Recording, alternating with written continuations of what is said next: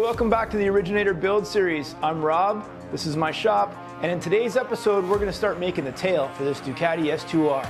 Stick around.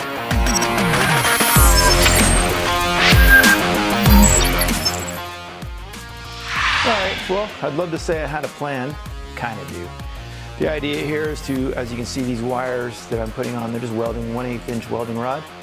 And the plan now is to try and build a seat hump area for this bike.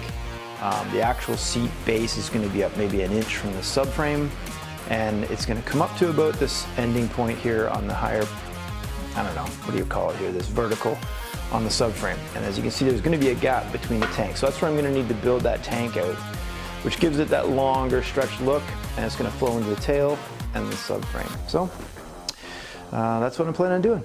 So here we go. I know that my subframe, if I look at it from behind, I want the hump to end up kind of midway in the tank. So if you can imagine that kind of line. So that would be the height, the maximum height of the tail hump, which is going to give that visual, flow from the tank to the tail. Any lower than that, and it looks like you're just going to fall off the back of the bike.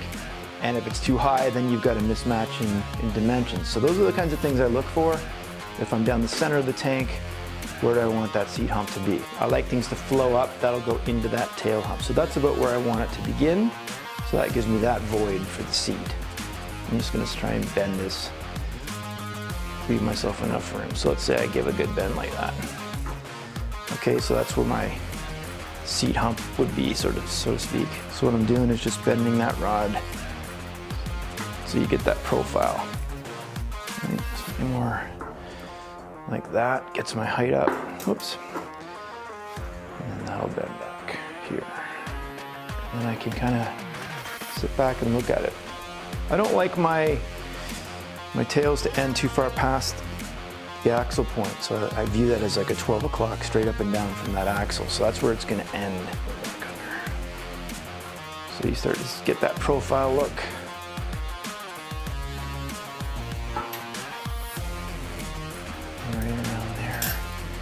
Where it's going to start swooping back. Yeah, that's going to be pretty slick. So check that out. We've got our seat area, top of the tail, little kickback, and an under swoop. It's going to end right at these bars. That's going to be where I put my brake lights and signals. So I think about those things when I'm building as well. Got to be street legal.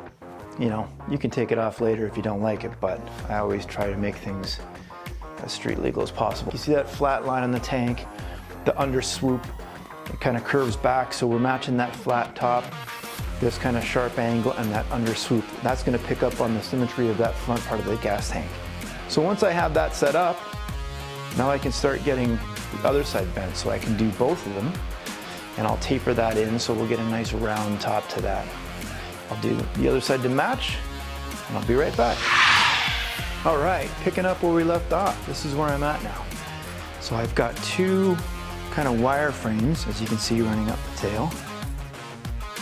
Gives me a good indication of what the bike's gonna look like from behind. Okay, so the top of the tail, I want to have some roundness to it. So what I've got is a die here that I use on my pipe bender.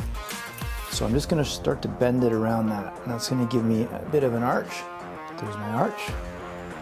All right, so if that goes underneath there, you can start to see how that would give me a good arch matching the back of that gas tank. And as I continue to put these spines across the back, they'll settle down to the roundness at the back of the tail. So I'm going to continue to make more of these arches, and I'm going to start tacking them in with the welder, and that'll give me my structure, and then I can start making some paper templates. See where this is going to go in a minute. Okay, so what I'm trying to do now is paper template a little bit of this tail section just to see if it's got the lines that I'm after. So this is gonna just fill up the front of the gas tank. I put a quick fold on that. This will follow the tail up to where I've made these arches. I'm just gonna tape that back. Then I'll start to just fill in the sides and see if that's got the overall shape.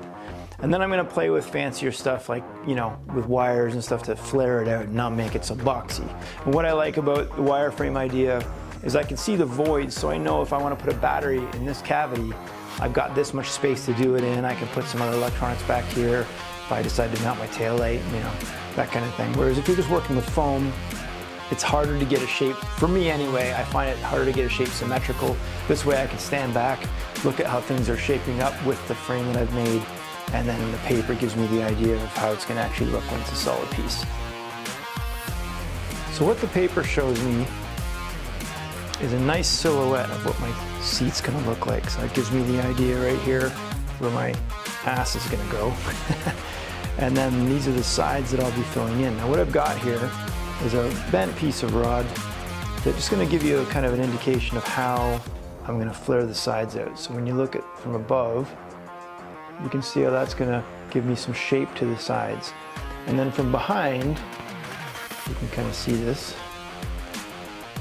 It's going to match the width of that tank at the front. That's the plan. I'm going to build in the sides like this, and then I'm going to have to get creative with hammer and an English wheel to kind of round out those sides that I want to do. So the top of the tank, or tail rather, is not going to be this flat. It's going to have an arch through the center as well. So this whole thing will have a nice shape to it. But what I'm really trying to achieve here, this is I think going to make this unique, is this kind of underslung kick here, where it doesn't just mate up to the frame, it's going to come above it, and I'll probably end up chopping off the frame back here, and that's where I'm going to embed my signals. So everything will be integrated and tucked up underneath this tail section, but that extra little kick up at the back is what's going to give it that unique look that matches that front scallop at the front of the tank here. So we've got that kind of fall away there, we're going to mimic that at the back.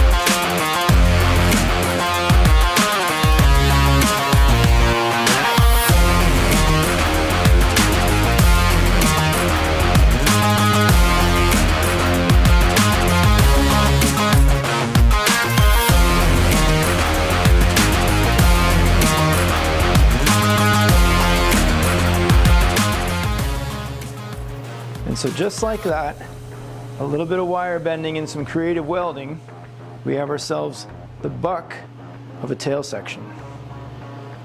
So that gives me the structure now, at least a three-dimensional shape that I can start forming my metal to. So I can take paper templates from that, which will help me see how the metal's going to bend and where I need to make cut lines, maybe put two pieces together to make one, because you're not going to get that in all one shape. But now you've got the three-dimensional look. So for me, that's a really good way to start. Here we have it on the bike. Hopefully you can see that, not too see-through. But that gives you an idea of the proportions like I was looking for between that tank and tail. Tail's not too large. And when that's formed out of metal, you're going to get to see how that comes together. That's going to do it for this episode of the Ducati build. Make sure you hit the like button, subscribe, and hit that bell for notifications on the next episode, where I'll be tackling the metal work and actually starting to fabricate this tail section. Can't wait, it's going to be fun. See you soon. Bye.